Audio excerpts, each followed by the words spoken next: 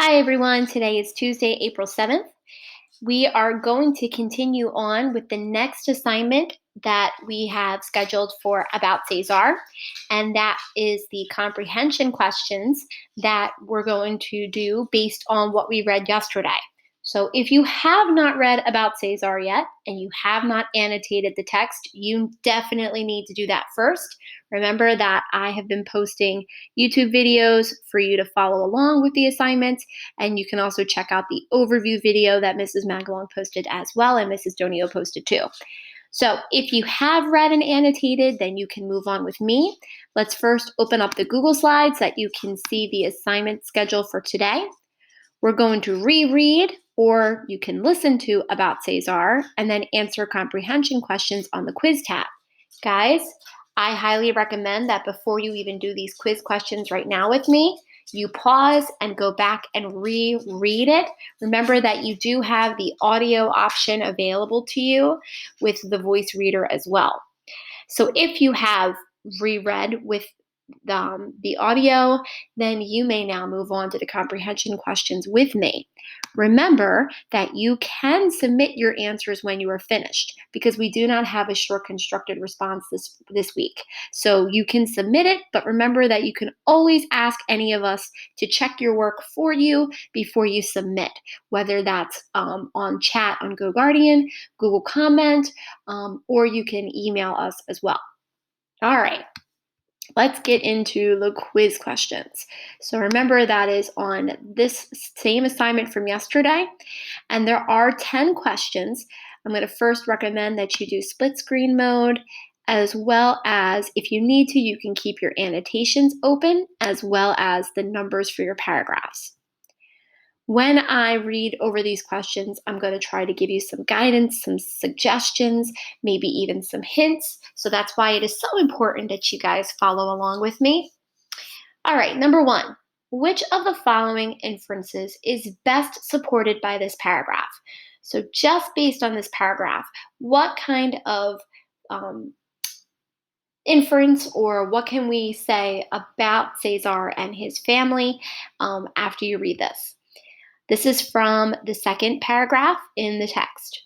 A first-generation American, he was born on March 31st, 1927, near his family's small homestead in the North Gila River Valley outside Yuma, Arizona.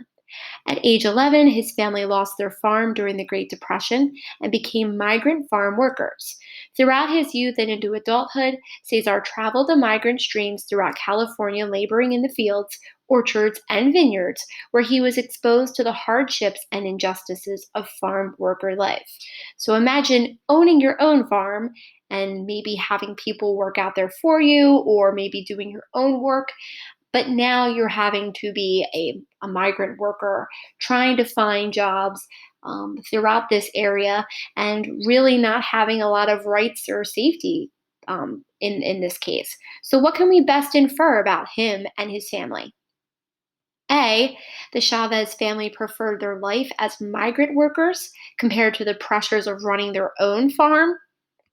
B, Cesar Chavez wanted to start a farm workers union when he was only 11 years old. C, Cesar Chavez personally experienced the hardships of migrant farm work, again, because he went through it. He also was a farm worker. Or D, the Great Depression opened up a lot of jobs in agriculture. Okay, so just to give you a little bit of background, keep in mind migrant farm workers, they usually had to move around because it was hard to get jobs to begin with, and because some crops would grow and then they'd have to move somewhere else where the crops were growing somewhere else. So it wasn't that easy to get a job. So, based on those little hints, which of those can you best infer? All right, number two. Which of the following best explains Cesar's schooling? And if you remember, paragraph 3 talks about his schooling, about how when his family migrated, he had to go from school to school. After he was in 8th grade, he stopped going to school and had to teach himself. A, he studied horticulture in school, which is similar to agriculture, but also has to do with how you grow plants.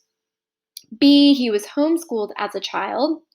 C, he tested out as a young adult, and that was because he was superior to many college students. Or D, his intellectual development continued through reading books on a variety of subjects. So even though he finished in eighth grade, it's saying here that he continued to work on his learning. So which of these best explains Cesar's schooling? Number 3, what do the following lines from this text reveal about Cesar? What do they tell about him after you read this section? And this is in the second section about his historic victories for Union in paragraph 5. So in paragraph 5, it said, the coming years would bring much more adversity, strikes and boycotts, marches and fasts, victories and defeats. But through it all, Cesar learned and taught others how commitment and sacrifice can set you free from the constraints imposed by depending entirely on money and material things. So, what he's saying here is if you don't put such a stress and worry and care about money and material things, and instead fight for the rights that you feel as if you deserve, you will feel more free to want to do these things like going on strikes and boycotts and protests and marches. So, if you give up some of those cares, then you'll be able to better commit to these types of things. So, what does this tell us about Cesar? A, he changed his mind about fighting for migrant workers' rights. So, B, he wants to be wealthy so he can escape hardship. C, he believes all rich people are cruel. Or D, he believes that money and things imprison you. Imprison means to hold you back or keep you only doing one thing, feeling as if you have no way out. So, again, which of these can we read in here based on this text? So you really want to look for that textual evidence. I will give you a hint. Obviously, it's C. It doesn't even mention that he believes all rich people are cruel. It doesn't say anything about them being cruel, actually. It actually just talks about how people should care less about the money and material things, but doesn't say anything about that he thinks that rich people are cruel. Number 4, according to the text, which of the following best summarizes the accomplishments of the United Farm Workers Union, the UFW? Now, this is all in the second section, so you can go from paragraph 7 all the way down to 14. And we don't want to just give one. We want to summarize. What did he work for? What were the big accomplishments as a whole? What did they do for the farm workers? So, A, the union carries copies of work of the U.S. Environmental Protection Agency. What they're saying here is that they're copying them by, telling or not telling the labor workers, by protecting the labor workers from really bad pesticides. B, the union protects the dignity, health, and financial welfare of the farm workers. Dignity means their own well being, that they care about making sure that they're treated fairly and don't have to work crazy long hours, can actually have clean water, can have bathrooms outside at the fields. The union, the union wants farmers to plant new crops. Or D, the union workers invented new chemicals to make crops grow faster. So, based on all of these accomplishments, which of these best summarizes them? I think I gave you a pretty good hint. Number 5, which of these inferences about Cesar's belief in people is best supported by the text? So, his belief in people is especially talked about in paragraph 18. And I'm going to reread this. I mentioned to you all this was an important paragraph. Cesar liked to say that his job as an organizer was helping ordinary people do extraordinary things. Cesar made everyone, especially the farm workers, feel the jobs they were doing in the movement were very important. It did not matter if they were lawyers working in the courtrooms or cooks in the kitchen feeding the people involved in the strike. He showed the farm workers that they could win against great odds. He gave people the faith to believe in themselves, even if they were poor and unable to receive the best education. Cesar succeeded where so many others failed for 100 years to organize farm workers. He was able to do the impossible by challenging and overcoming the power of one of the country's richest industries in California. So keep in mind that even though he even came from a poor background, he was able to rise above and to fight for the rights of people like him who were out there working in farms, migrating all over the place to find jobs out in the fields of farms. So, what can we make an inference based on his belief in people? A, he likes people to enjoy their food. Definitely no, guys. You can already cross out A. B, he is a hero because he was genetically gifted, which means he's extremely, extremely smart, and received a college education. C, he knew people would name streets, schools, and buildings after him. Or D, he believes ordinary people can accomplish the exceptional if they work together. I would hope that based on this reading, this is an easy one to figure out. But again, just keep in mind, helping people that are ordinary do extraordinary things. So keep in mind that he's saying here that he really felt that no matter what kind of background you came from, you could do amazing things if you work together and believe in yourselves. Based on your answer number 5, then you need to pick the sentence from the text that best supports your answer to question 5. So whatever you picked here, you then need to pick the quote that best supports it. A, Cesar liked to say that his job as an organizer was helping ordinary people do extraordinary things. B, Arizona, at age 11, his family lost their farm during the Great Depression and became migrant farm workers. C, Cesar passed away peacefully in his sleep on April 23, 1993. Or D, in 1994, President Clinton posthumously awarded Cesar the Presidential Medal of Freedom, the nation's highest civilian honor, at the White House. Hint, hint, guys, only one of these comes from paragraph 18. That's a huge hint. Number 7. Which of the following best describes an important motivation in Cesar's life?